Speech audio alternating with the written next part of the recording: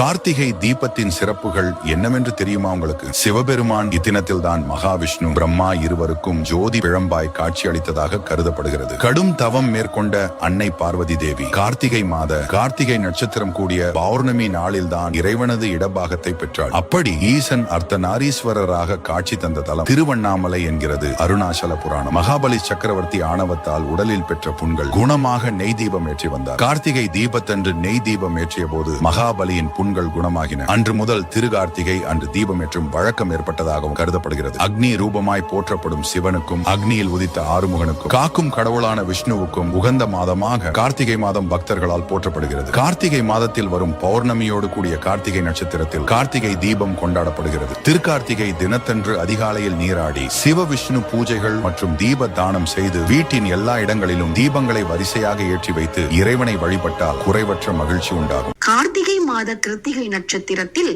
மலையின் உச்சியில் விளக்கேற்றுவதுடன் இல்லங்கள் தோறும் ஏராளமான விளக்குகளை ஏற்றுகின்றனர். இது சிவபெருமானை குறித்து கொண்டாடும் விழாவாகும்.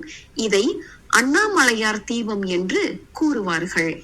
தீபம் ஏற்றும் எண்ணிக்கை: வாசலில் 2 தீபமும் பூஜை அறையில் 5 தீபமும் ஏற்ற வேண்டும். இந்த 5 தீபங்களையும் வட்டமாக எல்லா திசையும் ஒளிப்படும்படி ஏற்ற வேண்டும். இந்த விளக்கில் நெய் ஊற்றி ஏற்றினால் சிறப்பு. திரி பஞ்சு திரிகளை பயன்படுத்தினாலே போதுமானது. பழைய விளக்குகளையும் சுத்தப்படுத்தி ஏற்றலாம், எந்த தவறும் இல்லை. இருப்பினும் புது விளக்குகள் 3வது வாங்கி பயன்படுத்த வேண்டும். திருக்கார்த்திகை அன்று 108 தீபம் இல்லத்தில் ஏற்றுவது சகல நன்மையும் தரும்.